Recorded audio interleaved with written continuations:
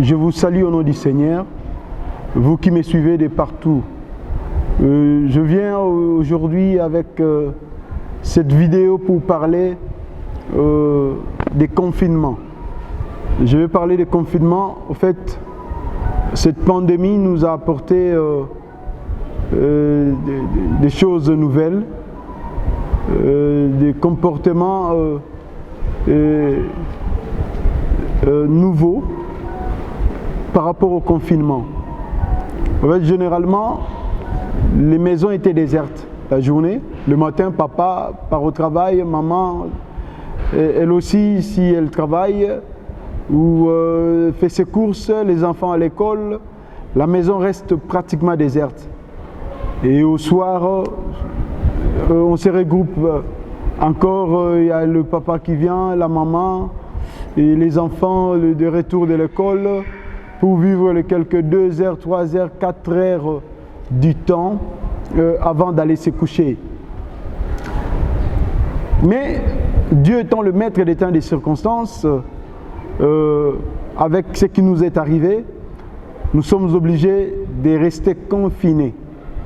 Eh bien, ça paraît comme le théâtre, mais nous venons de comprendre qu'il y a des choses qui se passent. Il y a un ça ne va pas.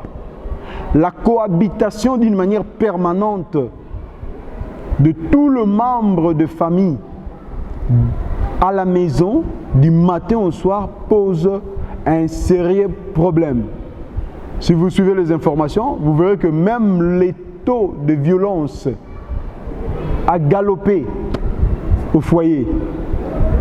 Violence conjugale, le taux a galopé.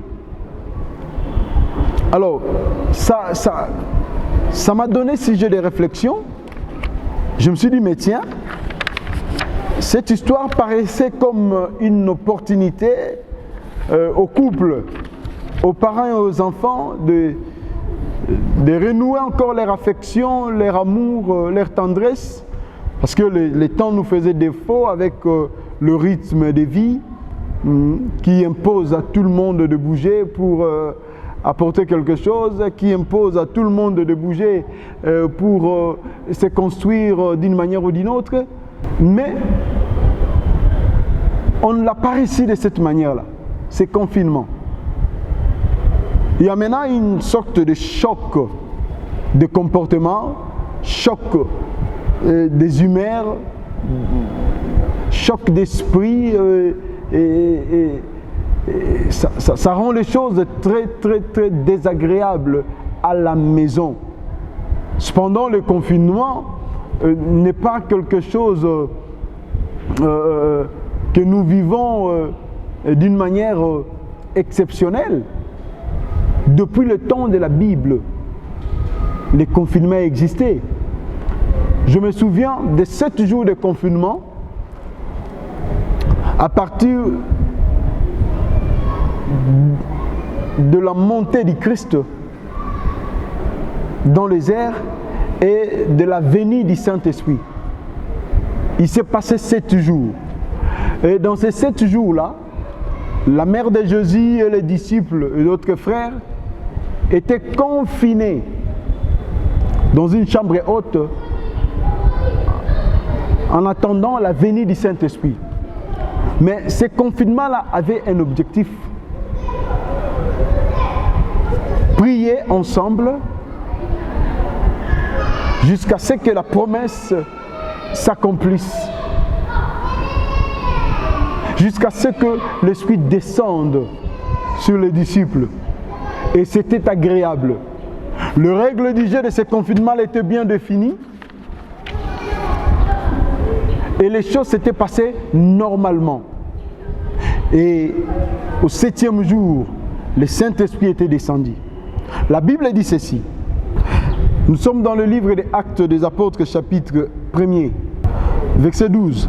Alors, ils retournèrent à Jérusalem, de la montagne appelée des Oliviers, qui est près de Jérusalem, à la distance d'un chemin des sabbats.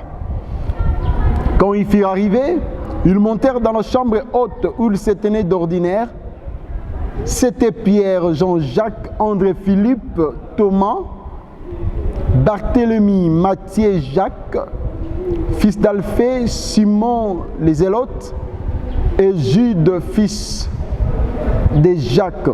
Tous d'un commun accord persévéraient dans la prière avec les femmes et Marie, mère de Jésus, et avec le frère de Jésus. Voilà. Là, ils étaient dans les confinements. Ils ne pouvaient pas bouger pour attendre la venue du Saint-Esprit. Et les confinements étaient bien exploités. La Bible dit tous de commun accord persévérer dans la prière. Mais moi je pense que ce confinement pour nous chrétiens nous donne une très belle occasion. Une très belle occasion pour chacun de nous de donner le meilleur de lui-même à sa famille, à son épouse, à son époux, à ses enfants ou à ses parents. Parce que nous avons souvent acquisé le temps. On acquise le temps. Oh, le temps nous fait défaut. Après l'école, fatigué. Après le cours, fatigué. Je dois m'endormir. Et après le boulot, fatigué. Et c'est juste pour manger, le temps de manger, de se laver, de s'endormir. La femme épuisée par le ménage. Il y a eu beaucoup de courses la journée. Et quand papa vient, on est trop fatigué pour s'occuper de son mari. Mais curieusement, le temps nous est donné. Hein, pour l'exploiter au profit de l'amour fraternel et paternel, mais malheureusement, ce n'est pas le cas. Par contre, c'est les taux de violence conjugale qui galopent. C'est malheureux. Alors, il y a plusieurs sortes de violences. Nous vivons le rejet, on est ensemble, au lieu de s'affectionner, on vit les rejets, on vit les humiliations, les injures, les intimidations, soit c'est la femme qui intimide son mari parce qu'il n'y a pas d'argent, soit c'est le mari qui intimide sa femme parce qu'il n'y a pas d'argent. Il y a des insolences et il y a de l'isolement. Tu vois la maman ou les enfants qui isolent le papa ou la maman et les enfants qui s'isolent, tout ça parce qu'on ne s'entend pas bien. Il y a de l'exploitation d'une manière ou d'une autre. Il y a les harcèlements. Alors, toutes ces choses sont caractérisées comme des violences psychologiques. Ce sont des violences psychologiques. Alors, dans nos foyers, c'est ce qui galope maintenant pendant cette période de confinement. Bien aimé, nous allons voir ce que la Bible nous dit par rapport à ce temps. On peut exploiter le confinement autrement. Au lieu de céder aux problèmes de ce monde, aux problèmes de la vie, au lieu de céder au stress parce qu'on n'a pas d'argent, parce qu'on est en congé forcé, parce que la vie ne tourne pas normalement, nous sommes de Dieu. La Bible dit tout concourt au bien de ceux qui aiment Dieu. Voilà, bien aimé, nous devons retourner dans l'amour du Christ. Nous devons retourner dans la fraternité pure pour bien vivre les confinements. Et ça, c'est un premier tableau. Nous allons poursuivre.